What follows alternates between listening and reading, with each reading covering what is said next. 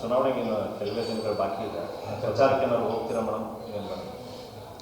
ಚುನಾವಣೆ ಪ್ರಚಾರ ನಾನು ಹೇಳದ್ನಲ್ಲ, ನನಗೆ ಪಕ್ಷದಿಂದ ಯಾವ ರೀತಿ ಯಾರು ನನಗೆ ರೀಚ್ ಔಟ್ ಮಾಡಿ ಕೇಳ್ತಾರೆ ಅದಕ್ಕೆ ನಾನು ರಿಯಾಕ್ಟ್ ಮಾಡೋಕ್ಕೆ ನಾನೇ ಡಿಸಿಷನ್ ಮಾಡಿ ನಾನು ಇಂಥ ಕಡೆಗೆ ಪ್ರಚಾರಕ್ಕೆ ಹೋಗಬೇಕು ಅಂತ ಒಂದು ಮಾಡೋ ವಿಷಯ ಏನಲ್ಲ.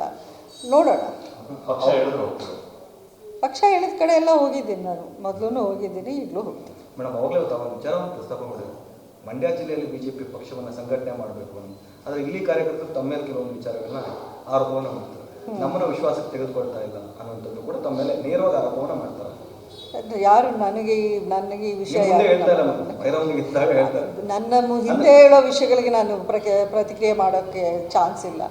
ಯಾವ ವಿಷಯ ಯಾರನ್ನು ನಾನು ವಿಶ್ವಾಸಕ್ಕೆ ತಗೊಳ್ಳದೆ ಮಾಡಿದ್ದೀನಿ ಅನ್ನೋದು ನನ್ನ ಮುಂದೆ ಇಟ್ಟರೆ ನಾನು ಹೇಳ್ಬೋದು. ಆಫ್ಟರ್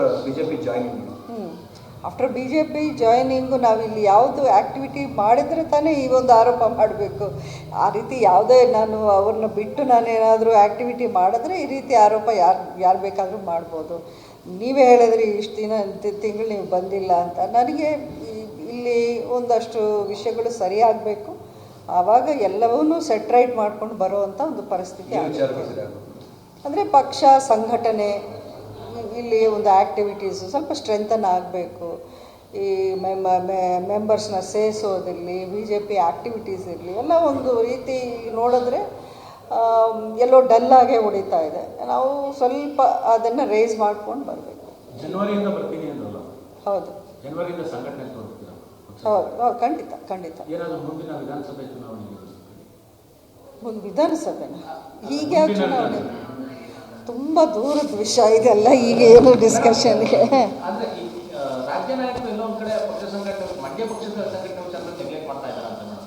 ಅಲ್ಲ, ನೆಗ್ಲೆಕ್ಟ್ ಅನ್ನೋ ಪ್ರಸ್ತಾಪ ಏನಿಲ್ಲ, ಇನ್ನೂ ಇದ್ರ ಕಡೆ ಗಮನ ಇನ್ನೂ ಕೊಟ್ಟಿಲ್ಲ ಅಂತ ಅನಿಸುತ್ತೆ ಅಷ್ಟೇ. ಏನು ಕಾರಣ ಅಂತ ಅನಿಸುತ್ತೆ ಮೇಡಮ್, ಕೊಟ್ಟಿಲ್ಲ ಅಂದರೆ?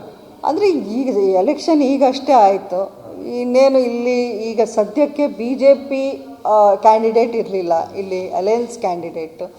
ಹಾಗಾಗಿ ಆಮೇಲೆ ಲಾಸ್ಟ್ ಎಲೆಕ್ಷನಲ್ಲೂ ಬಿ ಜೆ ಪಿ MLA ಯಾರೂ ಇಲ್ಲಿ ಕ್ಯಾಂಡಿಡೇಟ್ಸ್ ಗೆದ್ದಿಲ್ಲ. ಸೊ ಹಂಗಾಗಿ ಆ ಒಂದು ಪರಿಸ್ಥಿತಿ ಇದ್ದಾಗ ಖಂಡಿತ ಯಾವುದೇ ಪಾರ್ಟಿಯಲ್ಲಿದ್ರೂ ಒಂದು ರೀತಿ ಆ ಒಂದು ಕಾನ್ಫಿಡೆನ್ಸ್ ಬಿಲ್ಡಿಂಗ್ ಎಕ್ಸಸೈಸ್ ಅನ್ನೋದು ಮಾಡೋಕ್ಕೆ ಸ್ವಲ್ಪ ಟೈಮ್ ಆಗುತ್ತೆ, ಅದು ಆಗಬೇಕಿಲ್ಲ ಅಷ್ಟೇ. ನೆಗ್ಲೆಕ್ಟ್ ಜೊತೆಗೆ ಪಕ್ಷ ನೋಂದಣಿ ಮಾಡ್ಕೊಳ್ಳೋಕ್ಕೆ ಸಭೆಗಳು ಮಾಡ್ತಾರೆ, ಲೀಡರ್ಗಳು ಬರ್ತಾ ಇದ್ದಾರೆ. ಅದೆಲ್ಲ ಪಕ್ಷದಲ್ಲಿ ಯಾವಾಗಲೂ ಒಂದು ಜನರಲ್ಲಿ ನಡೆಯುವಂಥ ಕಾರ್ಯಕ್ರಮಗಳು. ಇದು ಇಲ್ಲಿ ಹೊಸದಾಗಿ ನಾವು ಕಾಣ್ತಿದ್ದೀವೋ ಏನೋ ಗೊತ್ತಿಲ್ಲ, ಬಟ್ ಇಡೀ ದೇಶದಲ್ಲಿ ನಡೆಯುವಂಥ ವಿಷಯ ಇದು.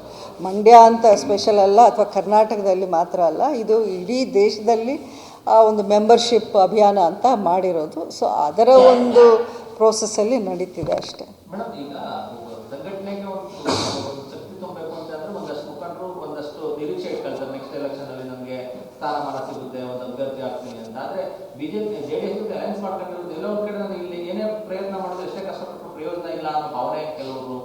ಯಾಕೆ ಅದೊಂದೇ ಎಲೆಕ್ಷನ್ ಅಲ್ಲೂ ಅಲ್ಲ, ಇನ್ನೂ ಹಲವಾರು ಎಲೆಕ್ಷನ್ಸ್ ಇದೆ, ಇನ್ನು MLA ಎಲೆಕ್ಷನ್ಸ್ ಬರುತ್ತೆ, ಬೇರೆ ಬೇರೆ ಲೋಕಲ್ ಬಾಡಿ ಎಲೆಕ್ಷನ್ಸ್ ಇರುತ್ತೆ. ಇದಕ್ಕೆಲ್ಲ ಪಕ್ಷ ಮೆಂಬರ್ಸು ಎಲ್ಲ ಬೇಕಾಗತ್ತಲ್ವ. ಒಂದೇ ಎಲೆಕ್ಷನ್ ಅಲ್ವಲ್ಲ, ಒಂದೇ ಎಲೆಕ್ಷನ್ಗೆ ಮುಗ್ದೋಗಲ್ವಾ, ಇನ್ನು ಮುಂದಕ್ಕಿದೆ. ಸೊ ಹಾಗಾಗಿ ನಾನು ಹೇಳ್ತಾ ಇದ್ದೀನಿ, ಪಕ್ಷ ಸಂಘಟನೆ ಅನ್ನೋದು ಗ್ರಾಸ್ ರೂಟ್ ಲೆವೆಲಿಂದ ಮಾಡ್ಕೊಂಡು ಬಂದ್ರೇ ಮುಂದಕ್ಕೆ ಏನಾದರೂ ನಾವು ಚುನಾವಣೆಯನ್ನು ಎದುರಿಸ್ಬೋದು.